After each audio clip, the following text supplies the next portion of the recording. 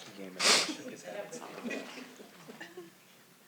think he said wow to a couple. I've won that solid candy corn. I have 75. So What's that? I have 75. 75, yeah.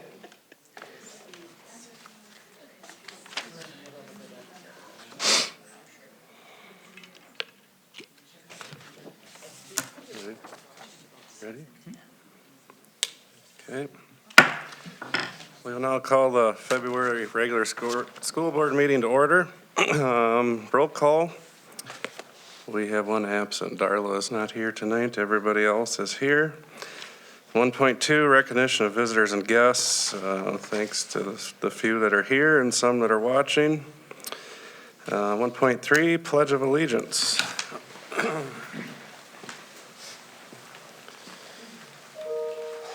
I pledge allegiance to the flag of the United States of America and to the republic for which it stands, one nation, under God, indivisible, with liberty and justice for all.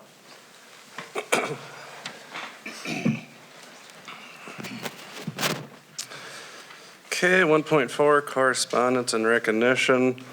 We've had no public participation. 1.4.2, recognition of students, staff, and community. Joel? Yeah, I'm going to take that this week. I just wanted to acknowledge all the great things that continue to happen in and throughout the district. But we do have two things we'd like to highlight. Both of them, you're going to need to kind of turn your attention to the screen. So for our folks watching online, if you want to show that. The first one is a collaboration between our communications department, our HR department, and Studio 3. And so a shout out to Ann, to all of our Studio 3 members, and to Carmen and her team. There had been a vision for when we go out to promote all the great things we have to offer in District 518 at our job fairs and out in other communities, that we have a promotional video. And so I'd like to take just 5 minutes tonight and share the video that we're actually going to unveil on Tuesday over in Sioux Falls at a job fair that a few of us are going to go and attend.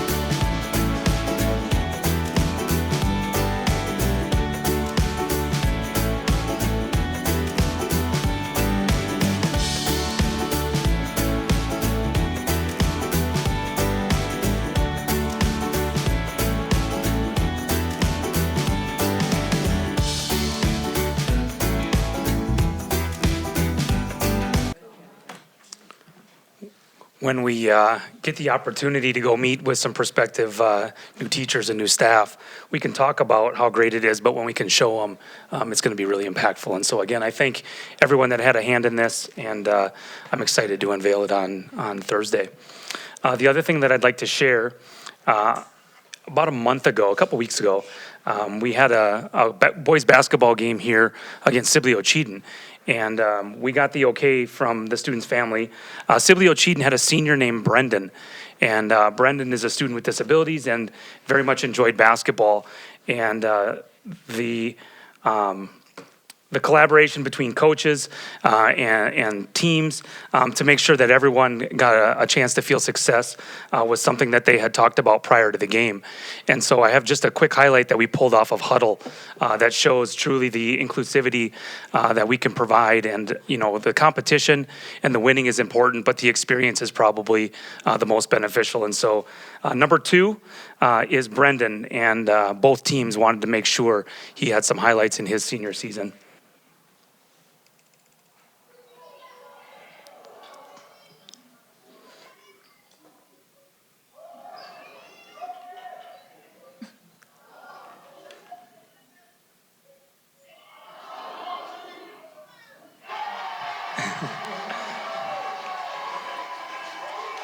So that was Brendan, and truly just a great visual of teamwork and collaboration to make sure everyone feels involved. So that's our recognition for the month. And if you were at the game, they actually did it twice. He just didn't have enough time to make Yeah, a second one. they tried so again. It was kind of fun to be there. 2.0, I need approval of the agenda, consent and main agenda. And then we are going to move 4.5 from the consent agenda. So when we approve that, we'll have to do it with addition. So 4.5 is going to go to 5.11. Do I have a motion to approve the agendas? So moved. Second. Okay, I got a motion by Aaron and a second by Matt. All those in favor of the approval of agendas, say aye. Aye. All those opposed, same sign. Motion passes. Okay, 3.0, need the approval of minutes. School board committee meeting minutes, last school board meeting, 3.0. Do I have a motion to approve minutes? So move. Second. Motion by Matt, seconded by Lori. All those in favor of the approval of minutes, say aye. Aye. Aye. All those opposed, same sign. Motion passes. Okay, now is when I'll need the motion for consent agenda with changes. I move the approval of the consent agenda with 4.5 removed. Okay, motion by Lori. Do I have a second? Second. Seconded by Ann. All those in favor of the consent agenda, say aye. Aye. All those opposed, same sign. Motion passes. Okay, 5.0 main agenda, monthly financial overview. Ryan's gonna do that. Ryan.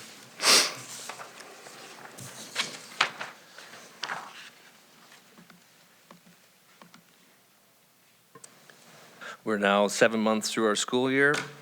Our general fund revenues are at 54.77% of our budget compared to 52.28 from last year. Our total funds revenues are at 54.75 compared to 52.5% last year.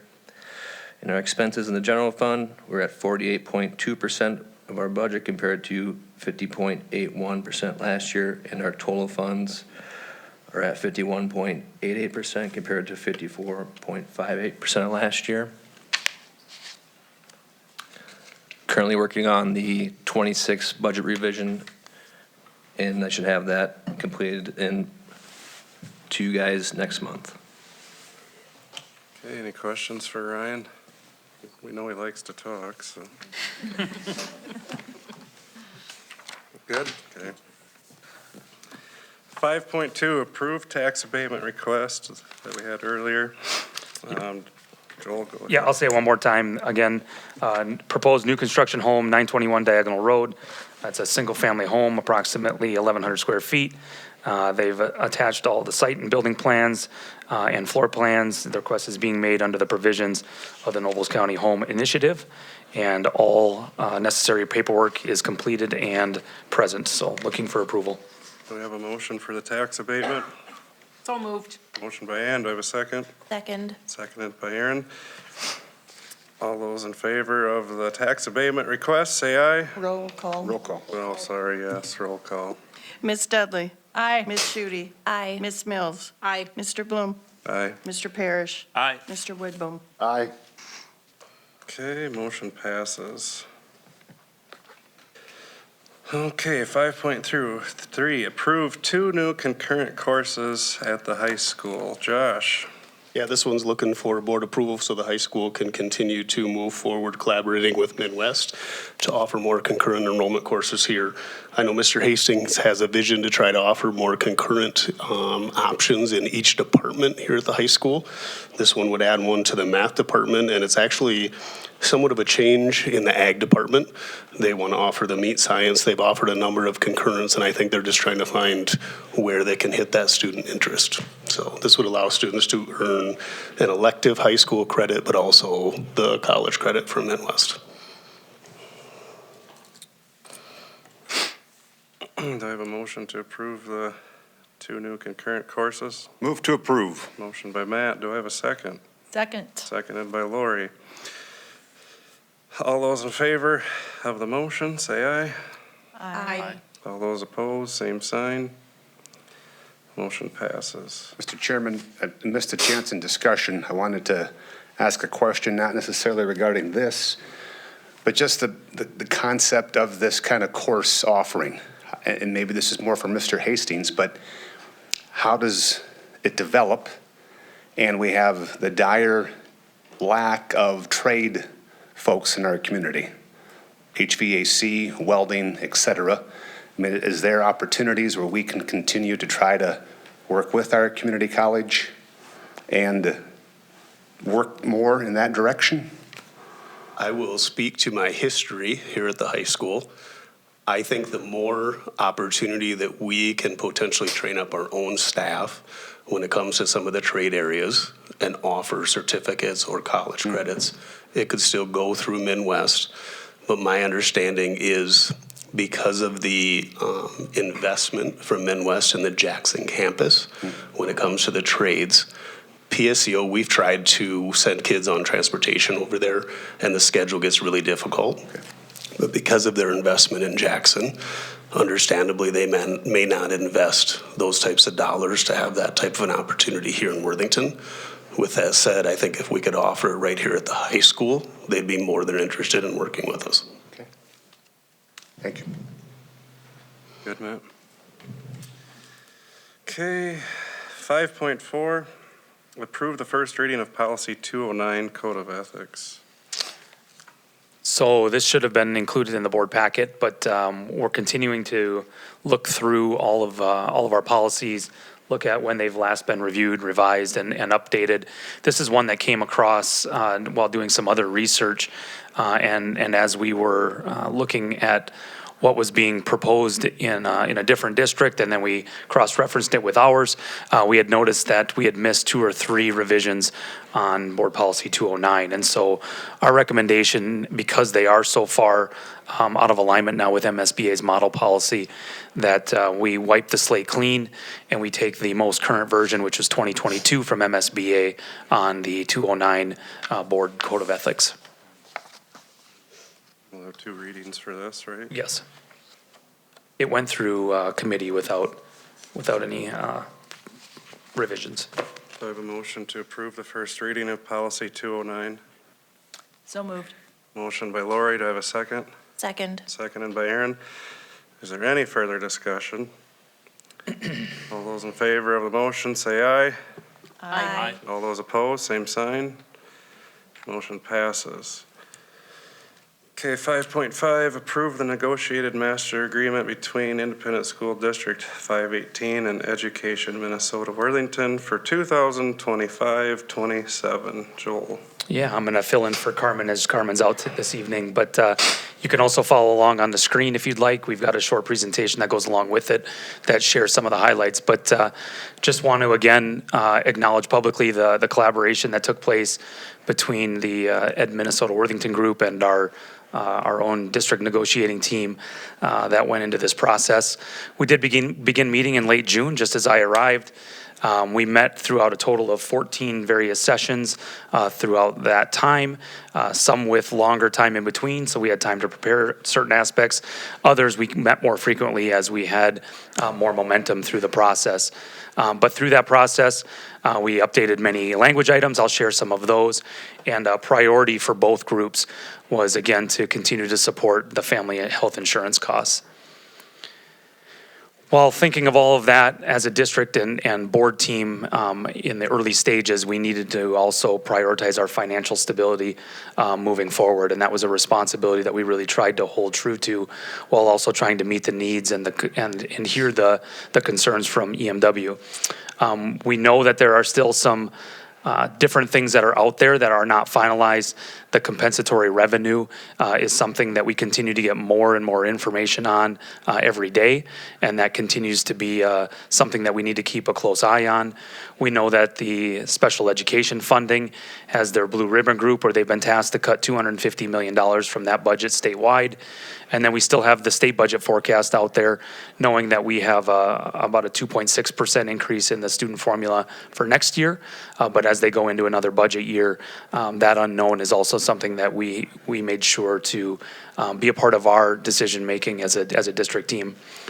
Also, throughout the process, we had a number of MOUs that I'll go through that have some very specific focuses on. And we reached that tentative agreement about 3 weeks ago on January 26th. This is super hard to see, I apologize, but it does highlight a couple of things. Up at the top, it highlights the financial increase in both years, 2% in year one. That is this year with retro going into effect once we're all finalized and ready to go, and a 1.85 financial increase in year two. As you go straight down, that next oval is highlighting that we did increase the total amount that can be allocated to the 403B match. We do that in respect to the number of staff that either become qualified for that benefit or as they progress through if the benefit does increase.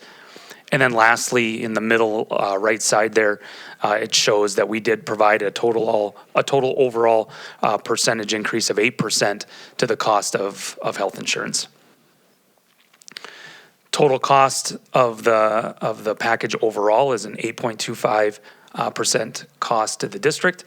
And then along with that comes a couple of other things, right? And so included in that cost is some of the paid leave time, as well as an increase to TRA. Some other things that we worked through that almost 6-month process was updating all of the new Minnesota ESST laws, making sure language was included that referenced that law within and throughout the contract. We added or increased various extracurricular positions through the process. We did increase the percentage compensation for the band assistant, and then included new positions of a marching band percussion assistant and a marching band color guard assistant. And then we had a position, a strength and conditioning coach position that currently existed, but it was not within the contract. And so both parties felt it was cleaner to have that extracurricular coaching position within. And so we did find a place for that in the master agreement.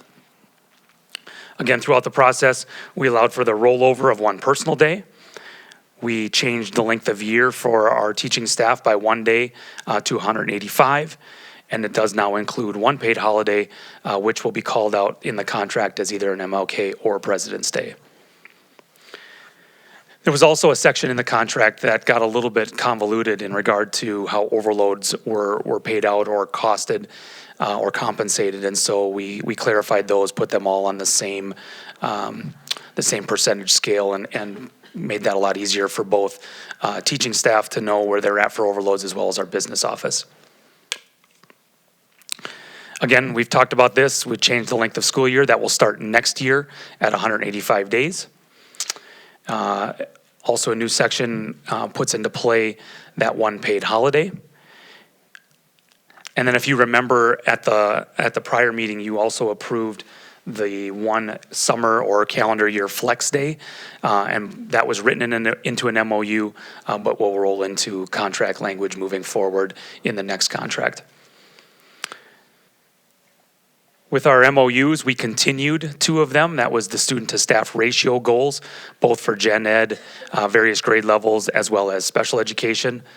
The MOU that was currently in place for VIBE will be included. And then we had a couple of new ones. We have a new one for adult basic ed.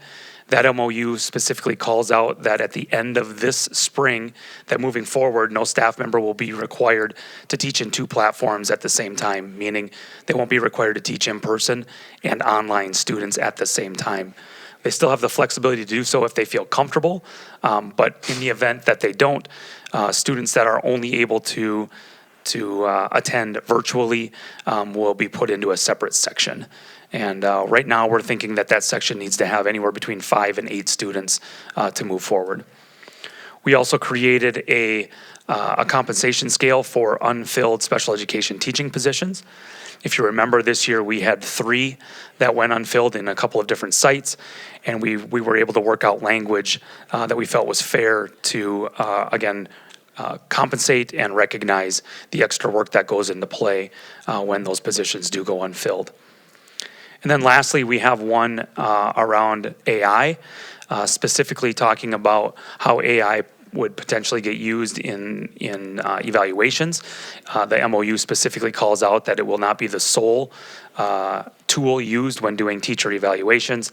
And it also has a provision that once MSBA comes with their model policy, that both EMW and the district group recognize that we want to just reopen that conversation to make sure we don't have anything in that MOU that would contradict a potential board policy.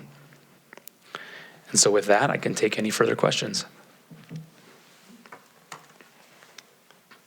You guys got any questions?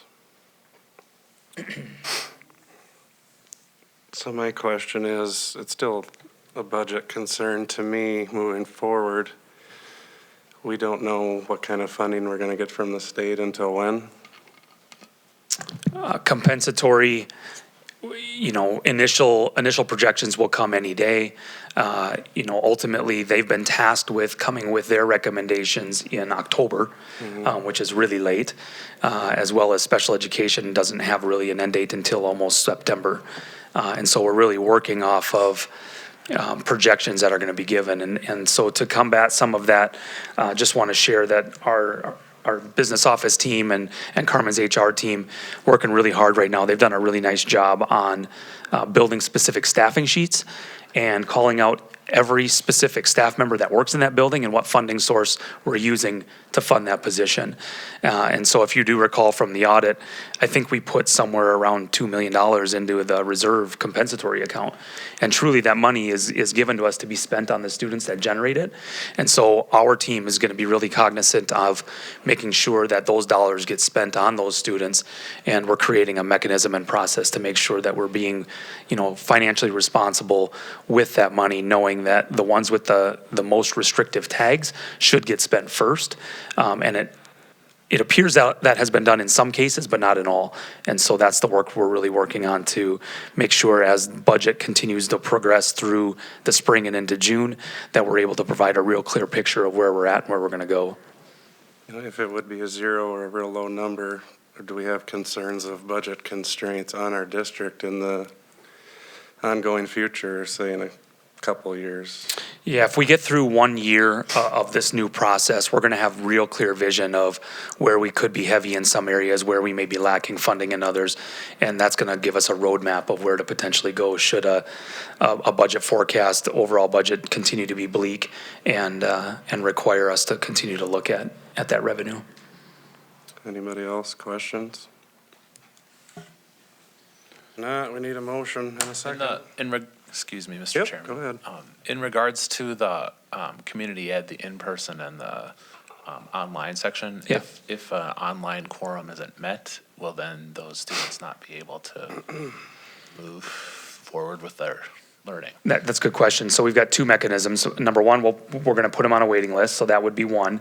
The other opportunity we have is a partnership with Mankato that Sharon has built, and they do offer many other online sections. And so Sharon's working with other entities to find that avenue so someone doesn't have to pause. Thank you. Yeah. Anyone else? Mr. Chairman, just my comment is a thank you to our staff, our board members, to the teachers group for the 14-plus meetings and additional hours of negotiating. Thank you. Agreed. You guys good? Okay, if there's no other questions, need a motion. I move approval of the contract with EMW. Motion by Lori, do I have a second? Second. Seconded by Ann. All those, is there any further discussion?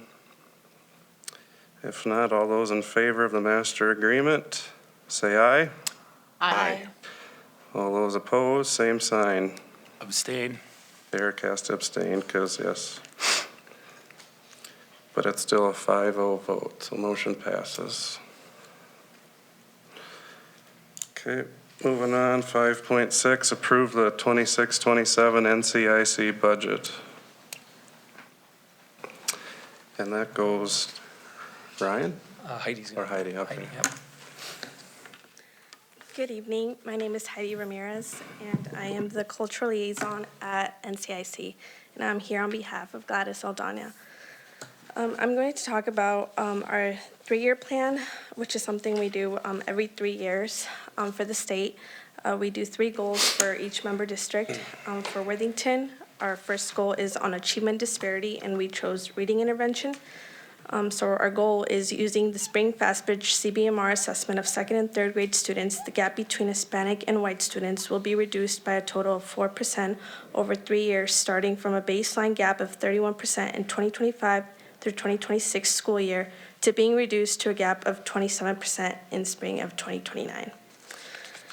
For our goal 2, it's on integration.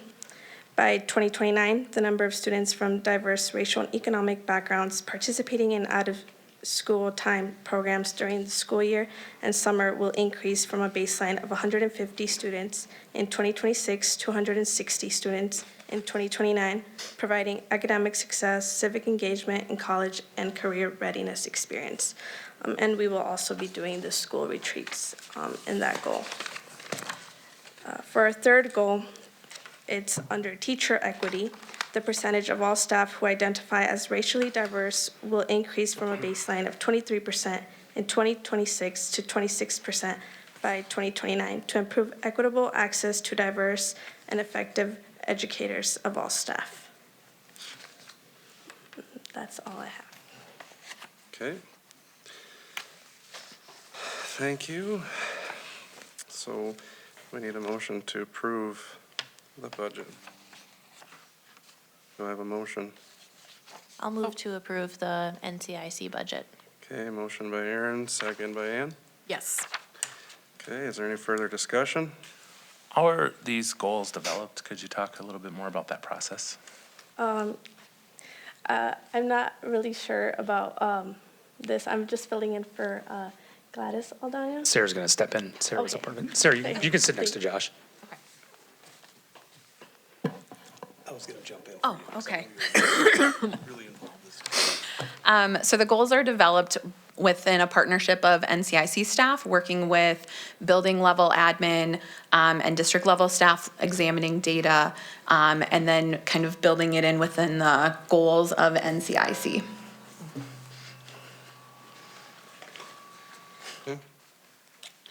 Anybody else? Okay, we have a motion and a second. All those in favor of the motion, say aye. Aye. All those opposed, same sign. Motion passes. 5.7, approve the APAC, American Indian Parent Advisory Committee Compliance Report. And Sarah? Yeah, good evening. So this year, I am the American Indian Education Coordinator. And just a reminder, the APAC is the American Indian Parent Advisory Committee.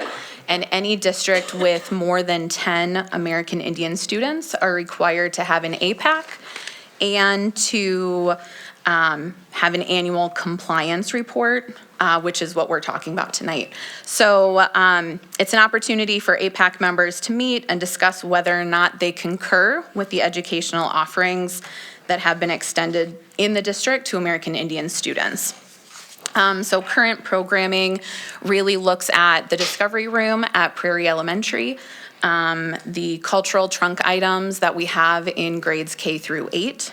The fourth graders go on a field trip to Pipestone National Monument every year.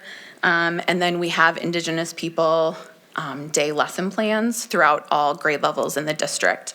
Moving forward, our plan includes more outreach with students and families to discuss college and career readiness. It includes kind of infinity groups or pull-out groups in all the buildings to build community among our American Indian students and really kind of check in academically. And then it also has an emphasis on parent engagement within our APAC meetings. So our goal by the end is to have at least 5 families involved. Right now we have 2.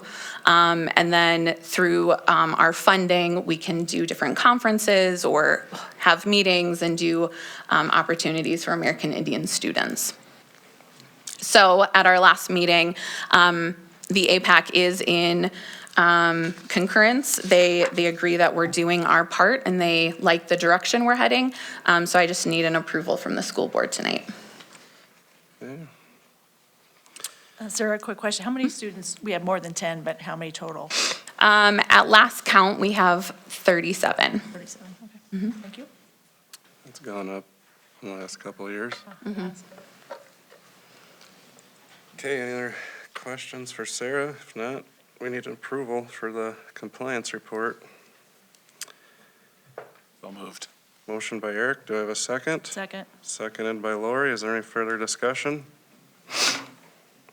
If none, all those in favor of the motion, say aye. Aye. All those opposed, same sign. Motion passes.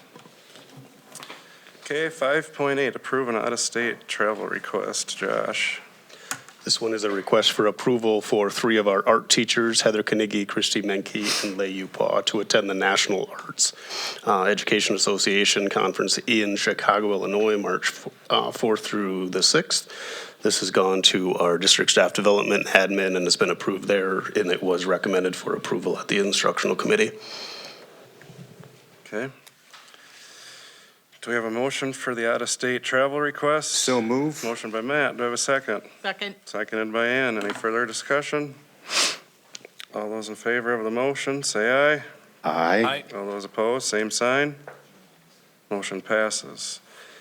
Okay, 5.9, approve the revised 26-27 school calendar. Joel. Yeah, I'll try and make this short and sweet, but with the approval of the teacher contract earlier in the agenda, it puts into play just a couple of changes we need to make to the calendar that was approved last month. It's three small changes. The first one is that with the approval of the reduction of 1 staff day into next year, the teacher calendar year will now start on August 25th instead of August 24th. With Martin Luther King Day now being a paid holiday, this was an in-service day that now becomes a no-school day for all. And as we were making some of these adjustments with a smaller group of EMW staff, it was kind of pulled out that although we'd really like to have another day down here in April, you'll remember there was that planned Learn from Home Day for professional development for staff. That day did get shifted to the 15th, and that allows for the transition support from one semester to the next. And so those are the 3 revisions that were made from the original calendar that was approved. Okay, do we have a motion to approve the revised calendar? So moved. Motion by Ann, do I have a second? Second. Seconded by Eric, is there any further discussion? All those in favor of the motion, say aye. Aye. All those opposed, same sign. Motion passes. 5.10, approved pay equity implementation compliance report. Joel. Yeah, I'm going to do my best here. This is Carmen's, but I'm going to fill in for her. This was a process that she did actually on short notice, and so just a shout out for the work that she did to get this in on time. But we did submit our pay equity compliance, which is a law that requires all entities to complete with the Minnesota Management and Budget Organization down or up in St. Paul. And on January 30th, we were notified that we successfully met all the requirements of the Local Government Pay Equity Act. And so looking for the district's approval of that same report that was accepted by Minnesota Management and Budget. Okay, do we have a motion for the compliance report? So moved. Motion by Ann, do I have a second? Second. Any further discussion? All those in favor of the motion, say aye. Aye. All those opposed, same sign. Motion passes. Okay, 511, that comes from the consent agenda. Approve the Southwest West Central Service Cooperative contracts for 26-27. Thanks for your flexibility on this. This went through both committees, and we had shared we were going to put it on consent. Since that meeting, there is a small change in the dollar amount, which is why I'm bringing it back for discussion. This is the, this is 1 year off, but the original contract that we brought to both committees had us for technology coordination services. It's this line right here. You can kind of see highlighted. I'll maybe zoom in a little more. That new number was supposed to be $102,226 for 3 days of service. After the second committee meeting, a small team of us did dive deep into the technology service portion of the contract, and it was determined with Amy and her team that truly they could probably get by with one less day a week given the team that we have in place. And so we did notify the co-op that we do want to reduce by 1 day. So the total number goes from $993,246 to $963,086. So again, a reduction of approximately $30,000. And just also note, since we're in full discussion, that there was another significant drop from the prior year, given that we are no longer using the special education assistant director services. So overall, our contract is down about $102,000, $125,000. Okay, this went through committees. Do I have a motion to approve the Southwest West Central Service Co-op contract? So moved. Motion by Ann. Do I have a second? Second. Seconded by Aaron. Is there any further discussion? All those in favor of the motion, say aye. Aye. All those opposed, same sign. Motion passes. Okay, 6.0 reports. Superintendent's report. Yeah, as I had shared at the beginning of the meeting, lots of great things happening in and throughout the district. Shared a couple at the start. I do want to highlight two others. As we're starting to wrap up our winter season, we've had some really great success in two of our activities. So I'm pleased to share and celebrate the outstanding accomplishments of two of our winter athletic programs, our dance team and our girls gymnastics team. Both programs demonstrated exceptional growth, commitment, and competitive excellence throughout the regular season, positioning themselves for remarkable postseason success. Our dance team had a tremendous year, highlighted by the Jazz team earning a third-place finish at the Section 3A tournament to advance to the state competition. The team represented Worthington with pride at the state meet held at the Target Center, finishing 9th overall. What stood out most was the growth of the athletes throughout the season.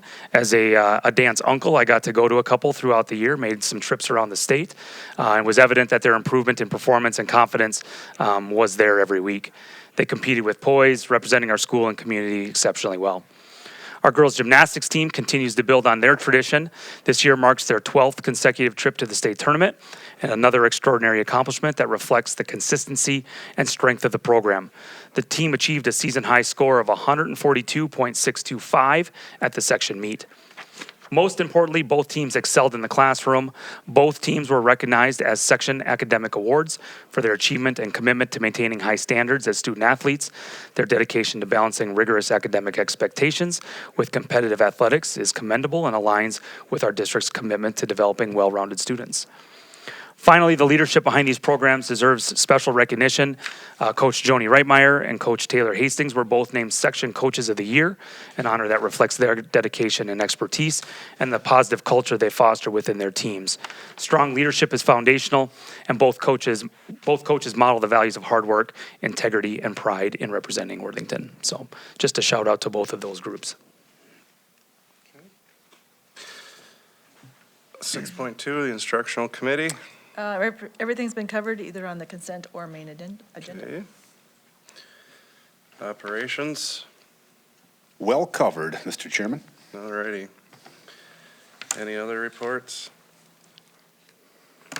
Okay, 7.0, other business. Bear with me, I have two quick ones. We do have the upcoming work session in 2 weeks in February. Again, just a reminder, at that work session, Site Logic will be present to go through their full facility assessment that they had promised in early October when they were here. The second part of that work session, the last 15 minutes or so, will be a presentation by Geronimo Power. They've asked to come and speak to board, and so we'll do that at an open meeting in February. I'd like to propose a second work session on March 31st, and Lisa and I can work with board members to try and get that scheduled if that's okay. We'd like to come right back, given that facility assessment, and begin really diving into scope and vision for 2027 projects while it's fresh in mind. So hoping that's okay with board.